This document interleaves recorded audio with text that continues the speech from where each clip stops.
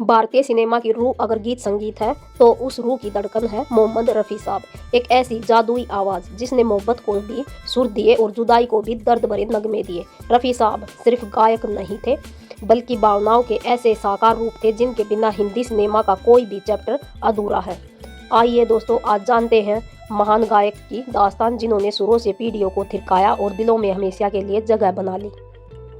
हिंदी फिल्मों की पहचान गीत संगीत से है और गीतों की जान मोहम्मद रफ़ी साहब है। मोहब्बत के नगमे हो या बिछड़ते ने का दर्द हो, रफ़ी साहब की आवाज़ ने हर इमोशन को सुरों में पिरोया। दर्शकों को बाद में भी उनके गाए गीत रूह को सुकून देते हैं। अपने ज़माने के शीर्ष गायक रहे मोहम्मद रफ़ी ने आला संगीतकारों के साथ यादगार गाने गाए। साथ ही यह भी बताते हैं कि मोहम्मद रफ़ी कितने सादगी से भरे हुए थे। उन्होंने 31 जुलाई 1980 को आखिरी सांस ली थी। उनके अंतिम संस्कार में दोस्तों 10,000 से भी अधिक लोग शामिल हुए थे। आज भले ही मोहम्मद रफ़ी साहब हमारे बीच में नहीं हैं, लेकिन अपने गानों के जरिए वो हमेशा हमारे बीच अमर रहेंगे। और रफ़ी साहब के सदाबहार गीतों के साथ उनके दिलचस्प किस्से भी हमारे साथ रहेंगे। उनका एक गाना था दोस्तों, लिखे जो खत तुझे। दोस्तों, शंकर जयकिशन का संगीत और मोहम्मद रफ़ी की आवाज़ में यह गाना आज भी उतना ही नया और चर्चित है जितना यह 1968 में था। आशा पारेख और शशि कपूर पर शूट किया गया यह गाना मोहम्मद रफ़ी की बेहतरीन पेशकश में से एक है। आगे चलकर इस गाने को कई अलग अलग तरह से रिमिक्स भी बनाया गया, लेकिन जो बात ओरिजिनल में थी वो रिमिक्स में कहाँ, इसलिए मोहम्मद रफ़ी का यह गाना पीढ़ी दर पीढ़ी फेमस होता चला गया।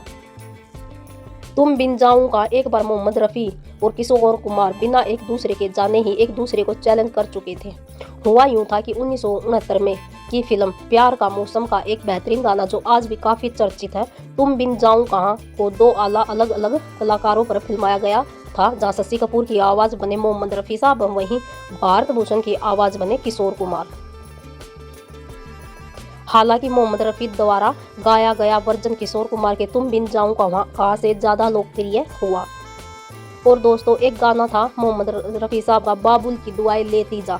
विदाई का यह गीत आज भी शादियों में या शादी के वीडियो में एक बार जरूर सुनने को आपको मिल जाता होगा।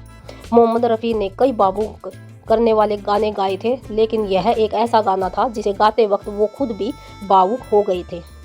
इस गीत को गाने के एक दिन पहले ही उनकी बेटी की सगाई हो चुकी थी और 2 दिन बाद उनकी बेटी डोली चढ़ने वाली थी। इसी बात को सोचकर मोहम्मद रफ़ी भावुक होकर इस गाने को गाते गाते रो पड़े थे। और दोस्तों, एक गाना था उनका, आज मौसम बड़ा बेईमान है। लोफर फिल्म थी ये, धर्मेंद्र और मुमताज़ पर फिल्माया गया लोफर फिल्म का यह गाना आज मौसम बड़ा बेईमान है आज भी काफ़ी लोकप्रिय है। लक्ष्मीकांत प्यारेलाल का संगीत और रफ़ी की आवाज़ इस गाने को खास बनाती है। मोहम्मद रफ़ी ने सबसे ज़्यादा 300 गाने लक्ष्मीकांत प्यारेलाल के लिए गाए थे। यहाँ तक कि रफ़ी ने एक बार अपनी पूरी फीस 10,000 रुपये उन्हें दे दी थी। वहीं आज मौसम बड़ा बेईमान है उनके बेहतरीन गानों में से एक रहा था। इसकी लोकप्रियता का अंदाज़ा इस बात से लगाया जा सकता है कि साल 2001 में रिलीज हुई फिल्म मानसून वेडिंग में मेकर्स ने इस गाने को ओरिजिनल तौर पर ही रखा था। मोहम्मद रफ़ी साहब की आवाज़ समय की सीमाओं से परे है। उनके गीत आज भी उतनी ही ताजगी, उतनी ही सुकून और वही पुरानी मिठास के लिए हुए हैं। वो सिर्फ गायक नहीं थे बल्कि भारतीय संगीत की धरोहर थे।